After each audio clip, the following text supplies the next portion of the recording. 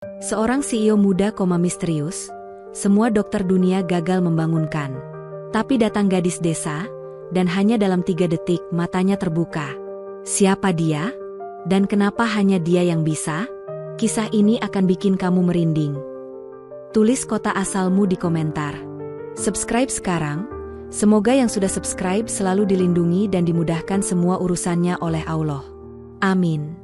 Lampu-lampu neon kota Tokyo memantul dari jendela kaca pencakar langit di malam yang dingin.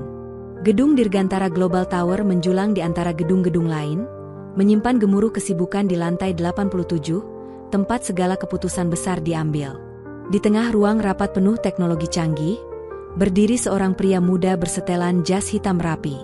Matanya tajam, dingin, namun penuh konsentrasi. Ia adalah Nagara Yudhistira, 32 tahun, CEO Dirgantara Tech Group, konglomerasi teknologi terbesar se-Asia Tenggara. Sosok yang dianggap jenius sejak remaja, membangun kerajaan teknologi dari nol saat masih kuliah di London. Hari ini, ia memimpin presentasi strategis terbesar dalam karirnya, kesepakatan senilai triliunan yen dengan perusahaan raksasa Jepang, yang akan melambungkan namanya ke tingkat global.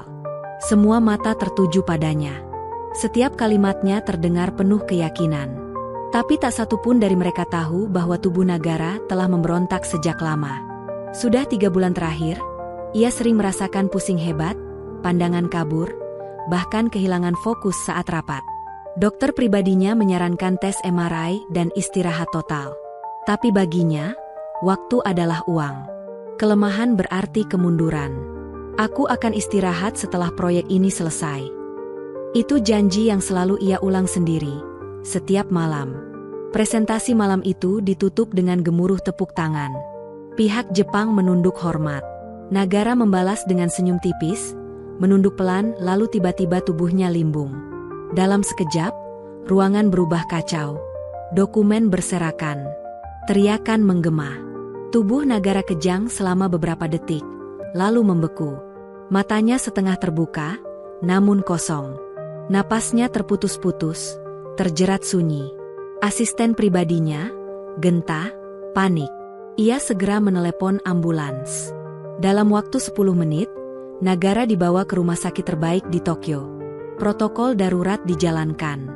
Tim ahli neurologi, jantung, dan imunologi turun tangan. Namun hasil semua pemeriksaan membuat semua dokter tercengang. Tidak ada pendarahan otak. Tidak ada serangan jantung. Tidak ada kerusakan organ vital. Semuanya normal. Tapi Nagara tidak bangun. Tidak merespons. Tidak sadar. Seluruh dunia seakan berhenti. Pria paling cemerlang Asia ini kini hanya terbaring diam. Seperti tubuh hidup yang ditinggal jiwanya entah kemana. Dan ini baru permulaan. Hari demi hari berlalu. Nagara Yudhistira masih terbaring di ruang perawatan VIP Rumah Sakit Tokyo Sentral. Di balik pintu kaca bertuliskan Private Monitoring Unit, tubuhnya diam tak bergerak, dikelilingi alat medis paling mutakhir. Mesin detak jantung berbunyi monoton, seolah menghitung waktu dalam keheningan. Ibunya, Ibu Ayunda, datang dari Indonesia sejak hari pertama Nagara koma. Setiap hari, ia duduk di sisi ranjang, menggenggam tangan anak lelakinya, membisikkan doa dan harapan. Matanya sembab, wajahnya pucat karena lelah dan tangis yang tak pernah kering. Namun tak sekalipun ia tinggalkan anaknya sendiri. Tim dokter terbaik dari berbagai negara telah didatangkan. Belasan spesialis neurologi bergiliran mencoba prosedur berbeda. Dari MRI resolusi tinggi, biopsi sumsum, neurostimulasi canggih buatan Jerman, hingga terapi gelombang cahaya. Semua nihil. Profesor Kenzo Masayuki, kepala tim medis, akhirnya menyebut kondisi ini sebagai kompleks koma tanpa penyebab neurologis. Sebuah istilah halus yang berarti, tak seorang pun tahu apa yang sebenarnya terjadi. Media internasional segera memburu kabar ini. Jenius Asia koma tanpa sebab, begitu headline yang menghiasi halaman depan surat kabar global. Di Jakarta, kantor pusat Dirgantara Tech berubah muram. Karyawan bekerja dalam diam. Rapat-rapat krisis digelar setiap hari. Saham perusahaan turun tajam, investor mulai menarik diri. Sementara itu, di kamar bernomor 418, tubuh Nagara tetap tertidur. Namun tak semua gejala tercatat dalam laporan medis. Setiap malam sekitar pukul 3.10 dini hari, perawat bernama Suster Miyako menyadari hal aneh. Suhu tubuh Nagara selalu naik 1 derajat lalu turun kembali dalam 5 menit. Kadang tubuhnya menegang sejenak, lalu kembali tenang seperti tak terjadi apa-apa. Sebagian dokter menganggapnya spasme otot biasa. Tapi Miyako tak yakin. Ia percaya, jiwa Nagara tidak hilang. Ia hanya menunggu sesuatu. Sesuatu yang tak bisa diberikan oleh sains, mesin, atau dokter manapun.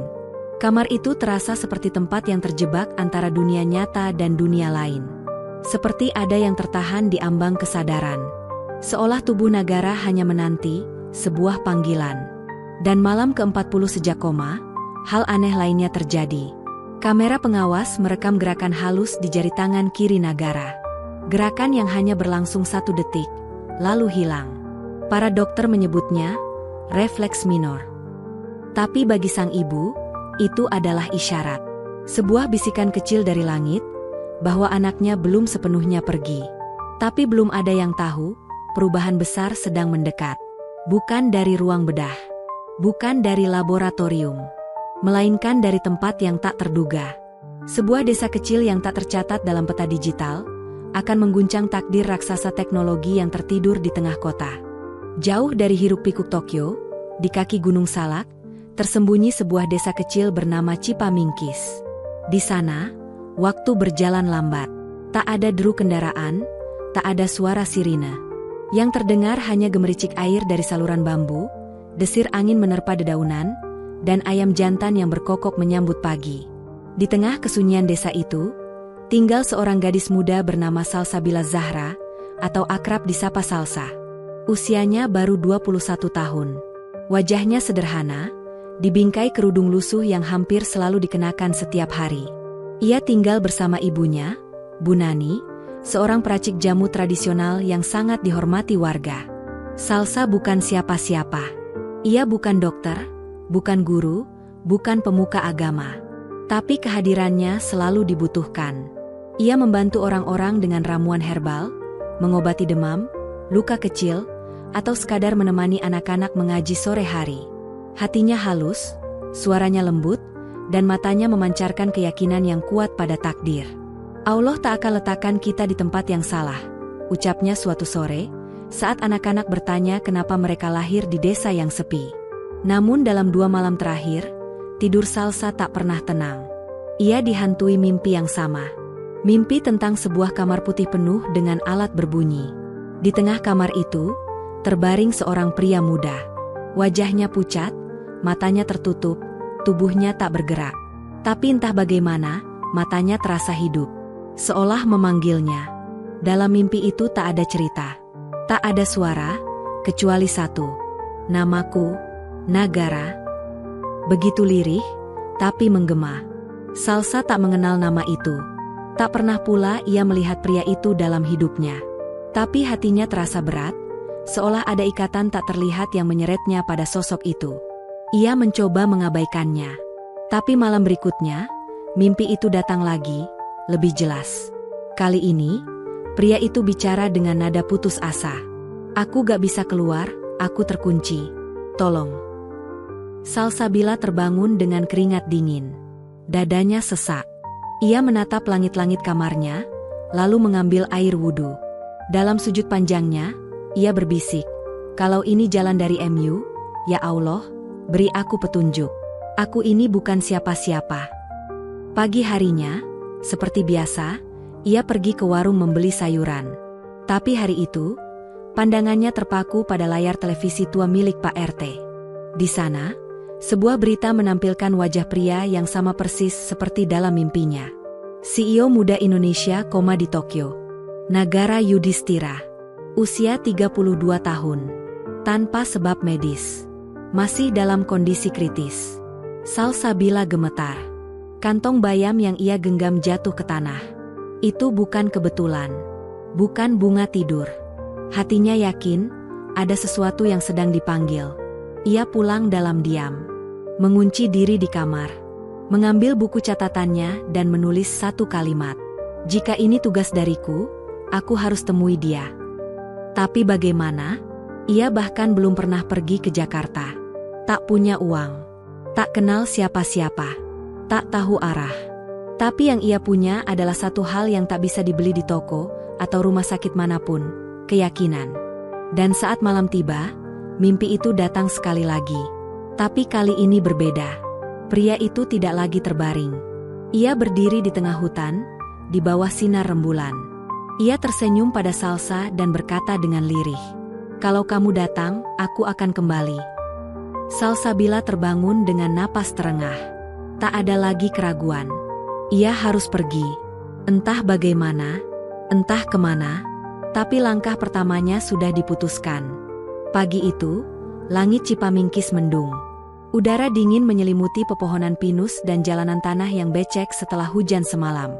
Salsabila berjalan cepat menuju musola tua, tempat biasa dia menenangkan diri. Tapi bukan untuk berdoa hari itu. Ia ingin berpamitan. Bu Nani, sang ibu, memperhatikan putrinya dengan dahi berkerut. Melihat ransel tua yang digendong Salsa, hatinya langsung mencium sesuatu yang tak biasa. "Kamu mau kemana, nak?" tanya Bu Nani dengan suara pelan, nyaris bergetar. Salsabila menatap wajah ibunya dengan tatapan lembut, penuh hormat dan rasa bersalah. "Ma, Salsa mimpi lagi. Sudah 3 malam. Mimpi itu makin jelas. Dan anak itu, Ma, anak yang koma di berita. Dia minta tolong." Salsa gak tahu kenapa, tapi hati Salsa yakin. Salsa harus ke sana. Bu Nani terdiam lama. Ia menatap mata anak gadisnya yang selama ini tak pernah banyak tingkah. Tak pernah bicara soal mimpi aneh, apalagi ingin pergi dari desa. "Ke Tokyo, nak? Kita gak punya siapa-siapa di sana." Salsabila mengangguk pelan. Salsa tahu, Ma. Tapi ini bukan soal dunia. Ini soal perintah yang datang dari dalam. Dari yang menciptakan semua ini. Allah gak mungkin kasih mimpi ini cuma untuk ditinggal. Ibu itu meneteskan air mata. Bukan karena takut kehilangan, tapi karena ia tahu anaknya tidak sedang berbicara dengan emosi. Ini sesuatu yang lebih dalam. Sesuatu yang hanya dipahami oleh orang-orang yang benar-benar mendengarkan suara langit. Malam itu, Salsa naik bus menuju Jakarta. Bekal hanya satu tas kecil, uang seadanya hasil jualan jamu, dan satu nama di kertas yang ia simpan di kantong baju. Rumah Sakit Tokyo Shinseikai Ichu 7, Nagara Yudhistira.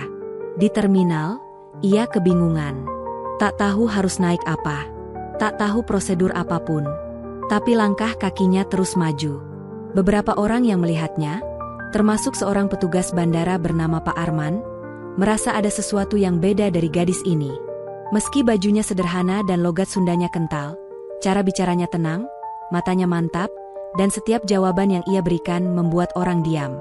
"Kamu ke Jepang sendirian? Gak takut?" tanya Pak Arman saat mereka duduk di ruang tunggu bandara. Salsabila tersenyum lembut. "Takut, Pak. Tapi kalau rasa takut itu lebih besar dari panggilan hati, hidup kita gak akan kemana-mana." Pak Arman hanya mengangguk, lalu diam. Diam yang tidak biasa. Diam yang membuat dada terasa hangat. Entah kenapa, ia tergerak membantu gadis itu sampai mendapatkan tiket promosi bantuan sosial dari maskapai. Semua terasa seperti digerakkan. Beberapa belas jam kemudian, Salsabila tiba di Bandara Haneda, Tokyo. Wajahnya pucat, tubuhnya gemetar karena belum makan dan tak tahu arah. Tapi saat langkahnya menyentuh lantai terminal, ia merasakan sesuatu. Seperti ada angin lembut menyambutnya. Seperti seseorang berkata dalam hatinya, "Kamu tidak sendiri." Dengan bantuan aplikasi terjemahan dan petunjuk yang ia salin dari internet, Salsabila akhirnya tiba di lobi Rumah Sakit Tokyo Shinseikai. Tempat itu megah, bersih, dingin, tapi hatinya justru terasa hangat. Ia melihat ke sekeliling, lalu bertanya ke resepsionis dengan bahasa Inggris terbata-bata. "Saya ingin lihat pasien. Ichu 7. Nama negara." Petugas rumah sakit memandangnya dengan heran. Gadis ini bukan keluarga, bukan dokter, tapi aura wajahnya, tatapannya, membuat semua terasa seperti harus diberi jalan. Tak lama kemudian, pintu menuju ruang Ichu terbuka. Langkah Salsabila pelan, tapi hatinya seperti dipandu. Dan saat ia menatap tubuh pria yang terbaring tak bergerak di ranjang nomor 7, tubuhnya seperti membeku.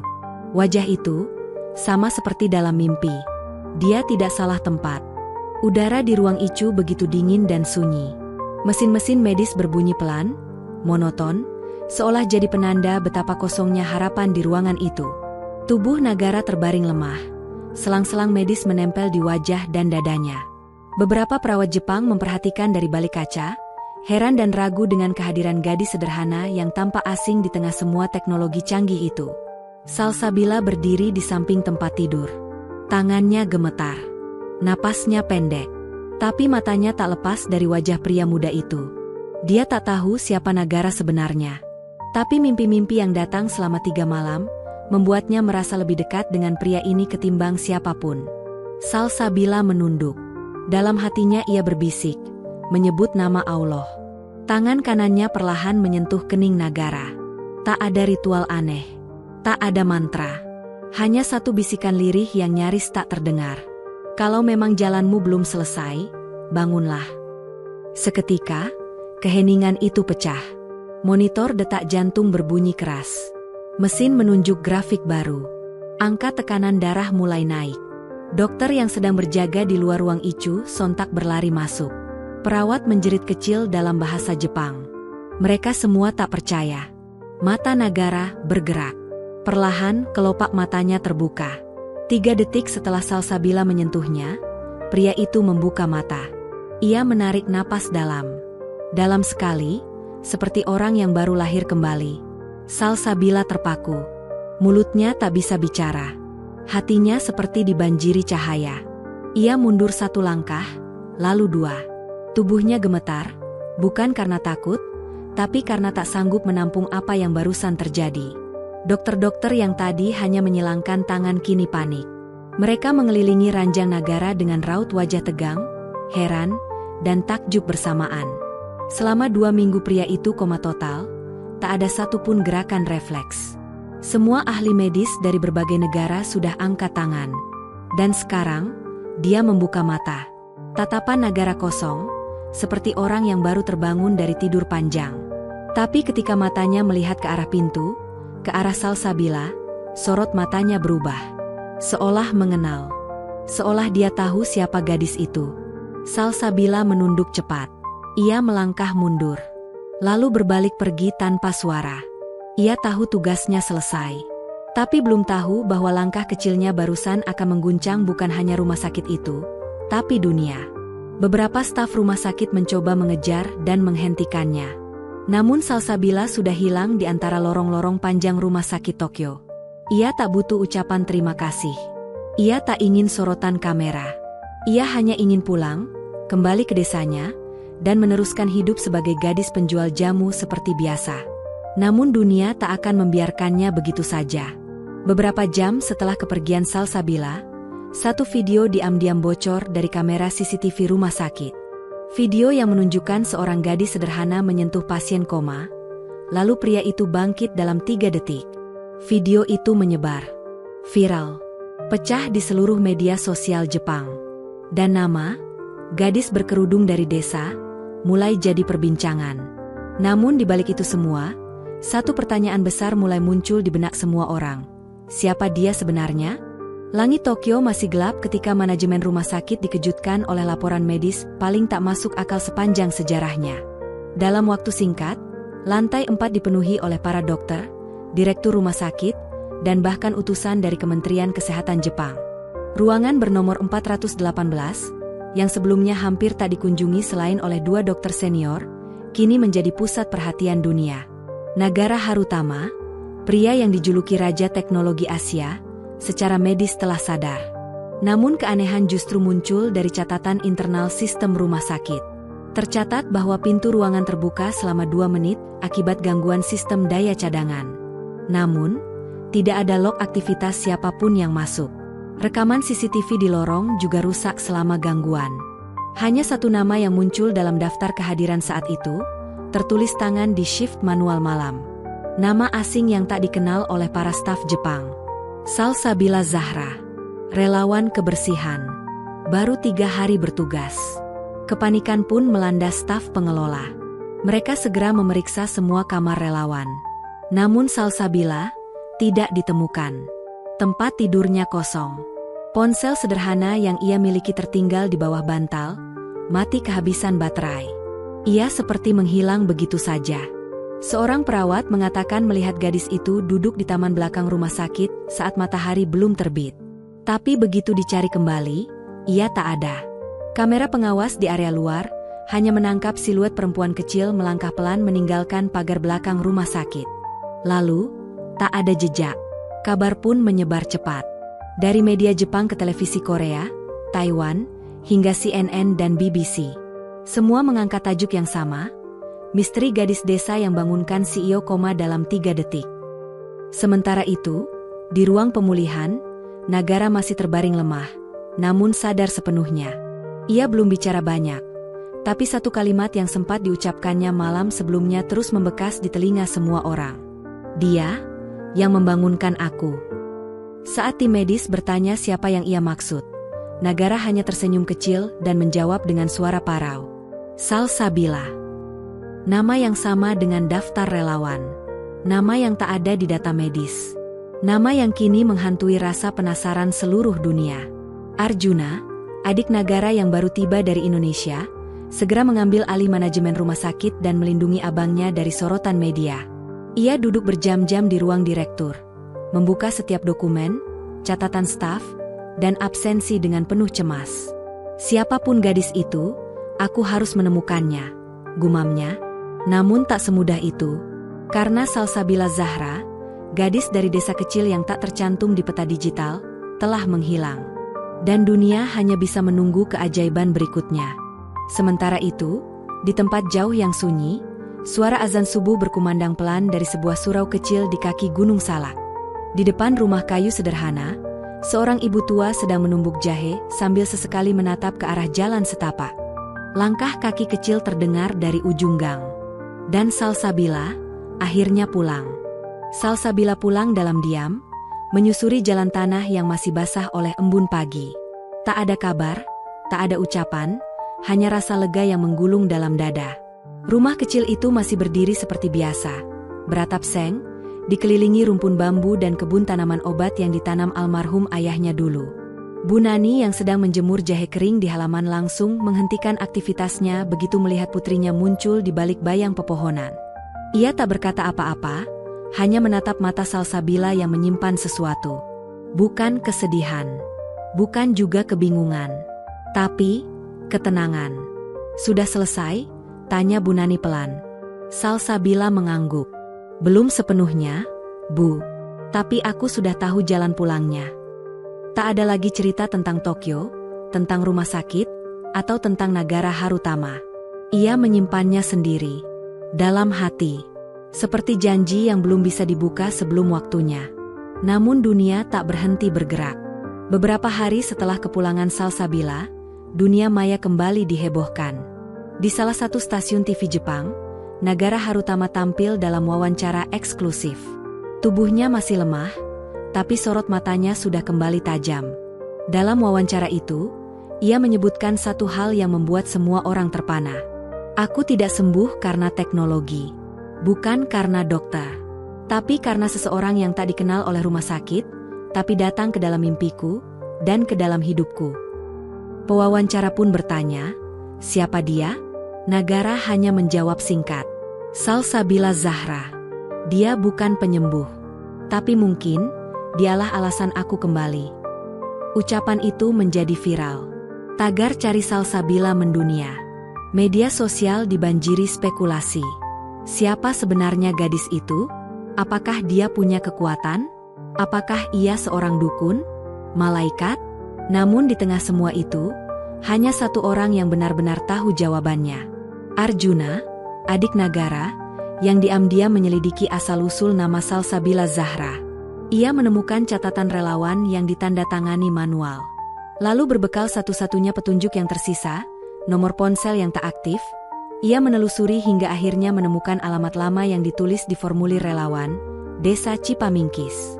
Maka Arjuna pun melakukan perjalanan ke Indonesia. 15 jam penerbangan, 2 jam perjalanan darat, lalu disambung jalan kaki menuju desa yang bahkan tidak ada sinyal.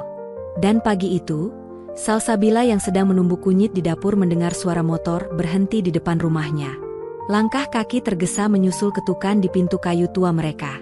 Salsabila membuka pintu. Dan di sana, berdiri seorang pria muda berkemeja hitam dengan mata yang sembab karena lelah. "Apakah benar ini rumah Salsabila Zahra?" tanyanya. Salsabila mengangguk perlahan. Arjuna menunduk, menahan napas. "Terima kasih, karena telah mengembalikan abang saya." Kabar kedatangan Arjuna mengejutkan seluruh desa Cipamingkis. Bukan karena penampilannya yang mencolok di tengah warga sederhana, melainkan karena siapa yang ia wakili. Tak butuh waktu lama sebelum cerita tentang CEO muda yang tersadar dari koma beredar dari mulut ke mulut, lalu menjadi buah bibir di surau dan warung sayur. Namun Salsabila tak banyak bicara. Ia tetap menjemur daun sirih, tetap menyeduh jahe untuk ibunya, seolah tak terjadi apa-apa. Malam harinya, Arjuna duduk di ruang tamu rumah bambu itu. Di hadapannya ada Bu Nani dan Salsabila, dengan cahaya lampu minyak sebagai penerang. Angin dari celah dinding berdesir pelan. "Saya diutus abang saya. Tapi bukan hanya karena rasa terima kasih," kata Arjuna membuka pembicaraan. Dia ingin bertemu langsung. Ingin mengucapkan sesuatu, yang katanya belum sempat dia sampaikan waktu itu. Salsabila menunduk. Matanya kosong sejenak. "Ke Tokyo lagi?" tanyanya lirih. Arjuna mengangguk. Lalu ia mengeluarkan sebuah amplop dari dalam tas kulitnya. Di dalamnya, 2 tiket pesawat dan surat undangan resmi dari pihak rumah sakit tempat Nagara dirawat. Tak hanya itu, tiket juga mencakup akses konferensi internasional medis, yang akan membahas kasus kebangkitan Nagara Harutama sebagai fenomena langka. Bu Nani menatap putrinya. Salsabila menggenggam surat itu, namun tak langsung mengambil keputusan. "Aku bukan siapa-siapa. Aku cuma gadis desa," katanya pelan. Arjuna tersenyum.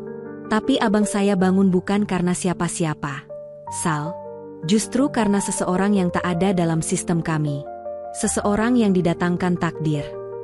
Esok paginya, sebelum matahari muncul, Salsabila berdiri di ujung sawah dengan kerudung melilit erat. Ia menghadap timur, dan dalam sujud panjangnya ia berbisik lagi. "Ya Allah, kalau ini jalanku, lapangkanlah." 2 hari kemudian, Salsabila dan Bu Nani terbang ke Tokyo untuk kedua kalinya. Tapi kali ini bukan sebagai relawan kebersihan. Kali ini, ia disambut seperti tamu kehormatan. Di Bandara Haneda, rombongan dari rumah sakit menjemput mereka. Di barisan depan, berdiri pria yang dulu hanya ia lihat dari balik ranjang rumah sakit, kini berjalan pelan namun pasti dengan bantuan tongkat. Senyumnya mengembang ketika mata mereka bertemu. Nagara Harutama kini telah benar-benar sadar. Ia menyodorkan tangan ke arah Salsabila. Namun tak langsung bersalaman, hanya menggenggam kedua tangannya sendiri. "Kau datang lagi, kali ini bukan lewat mimpi." Salsabila hanya tersenyum. Tak ada kata-kata. Karena ada rasa yang terlalu dalam untuk diucapkan saat itu. Malam itu mereka menginap di fasilitas rumah sakit yang telah disiapkan. Di lorong yang sama. Di lantai yang sama. Tapi bukan lagi sebagai pasien dan relawan, melainkan 2 jiwa yang pernah terhubung di antara batas hidup dan mati. Pagi itu, aula utama Tokyo Central Hospital penuh sesak. Media dari berbagai negara hadir, begitu juga para profesor dari universitas ternama. Semua menantikan satu momen yang disebut-sebut sebagai keajaiban abad ini. Di atas panggung berdiri beberapa dokter spesialis, termasuk Dr. Fukuda, neurolog senior yang telah mendampingi kasus Nagara sejak hari pertama koma. Di sampingnya berdiri pria jangkung berkemeja putih, wajahnya sudah lebih segar, namun masih dibantu tongkat untuk berdiri tegak. Nagara Harutama. Sosok yang selama 84 hari menjadi misteri dunia medis. Tapi sorotan utama bukan hanya kepadanya. Di kursi barisan depan, duduk seorang gadis muda berkerudung, dengan wajah tenang dan mata menunduk. Dialah Salsabila Zahra. Gadis desa dari kaki Gunung Salak, yang telah mengguncang dunia dengan caranya sendiri. Ketika Dr. Fukuda diminta menjelaskan secara ilmiah, ia hanya bisa berkata, "Secara medis, kami telah menyerah." Tapi sesuatu yang tak bisa dijelaskan sains telah bekerja malam itu. Lalu giliran Nagara yang bicara. Suaranya belum sekuat dulu, namun setiap katanya membawa kesunyian menyelimuti aula. Aku tidak hanya tidur. Aku terperangkap dalam ruang gelap tanpa waktu. Aku bisa mendengar, merasakan, tapi tidak bisa bicara, tidak bisa bergerak. Selama berminggu-minggu, aku seperti tenggelam dalam air yang tenang tapi membeku. Ia menatap lurus ke arah Salsabila.